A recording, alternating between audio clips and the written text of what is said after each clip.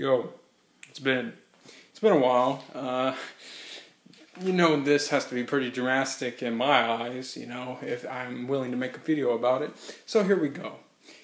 Kanya West running in 2020 for president. What do I think about it? I think it's a bad decision.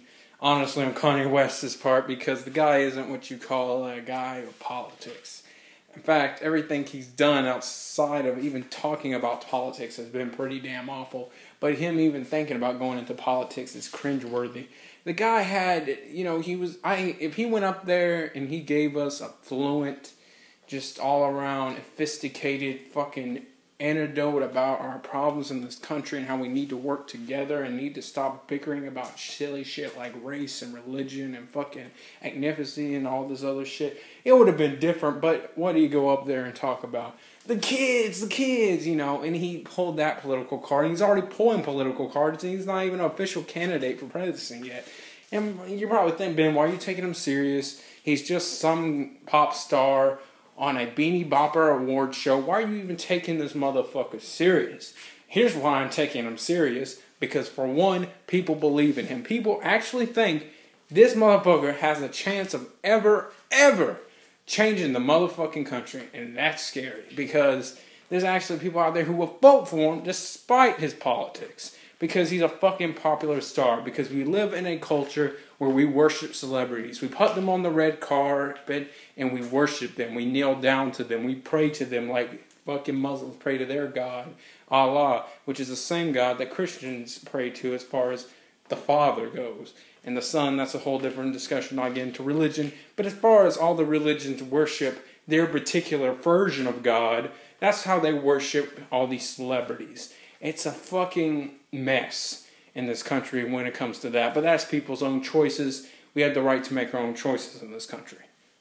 Anyways, but I know there's people out there who are going to vote for him. And the thing is, it's just talking about the kids. That's such a played out trick. Everybody's done it.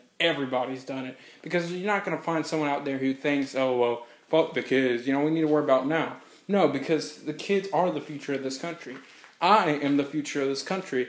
However, it's a bit hard to believe in that when you got guys like Kanye West always abusing it. Always using it as a tactic to get further. He's already a typical politician.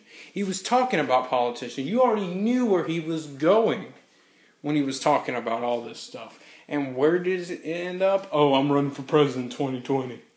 Give me a fucking break. And another thing is, all these teenage girls who were screaming at him weren't even somewhat knowledgeable when it came to what he was talking about. They were like, so maybe Kanye West is really politically sound, and he just didn't bring up all the big issues on there to avoid controversy, which is stupid if you want to get your name out there for the next presidential candidate. And B, he probably just didn't want to confuse them and go over their heads.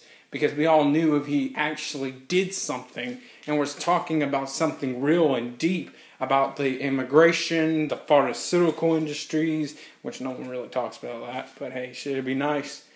All these other shits, fucking all the other shit. So basically, bad idea.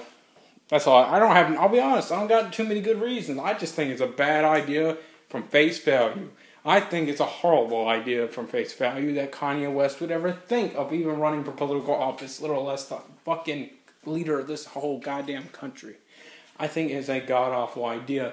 And another thing is I would like to speak on is the racial undertones of this fucking MTV Music Awards. Listen, they know for a damn fact the people who are watching this are very impressionable, most of them. Because people who aren't impressionable, who aren't naive, people who actually know what the real world is fucking about, wouldn't look at this shit. They won't even watch these fucking awards. I mean, unless for a pure amusement, like in my case, where I just look and laugh at it.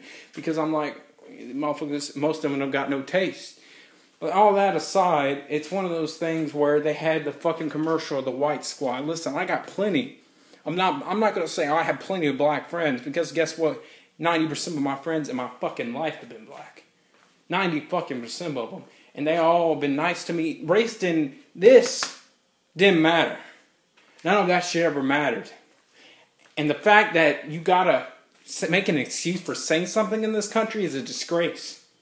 You know, I don't have to say I'm not a racist because guess what? It's kind of self-fucking-explanatory if you know me.